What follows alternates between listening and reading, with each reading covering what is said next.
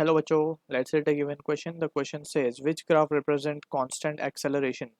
So हमें चार graph given है and this graph is given displacement with time. So यहाँ पे we need to understand the concept of, so it will be kinematical equation in graphical form. In graphical form. So यहाँ पे अगर हम ध्यान से देखें तो हमें बेसिक अंडरस्टैंडिंग होनी चाहिए इक्वेशंस ऑफ लाइन की. सो इक्वेशन ऑफ लाइन कुछ इस तरीके से y equals to M X plus C, इस तरीके की अगर कोई इक्वेशन हमें दिखती है तो this is representing a line. ठीक है. Whereas on the other hand अगर हमें कुछ इस तरीके से इक्वेशन दिख रही है that is X square is equals to Y या Y square equals to X something like that, तो that represents a parabolic equation. A parabolic equation that we will be studying this in higher classes. Just अभी हमें ये याद रखना है कि इस तरीके की इक्वेशन को हम पैराबोलिक इक्वेशन बोलते हैं. ठीक है.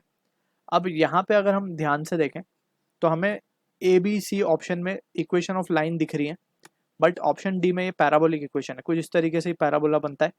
तो अगर हम ध्यान से देख लें तो इसको हम याद रख सकते हैं.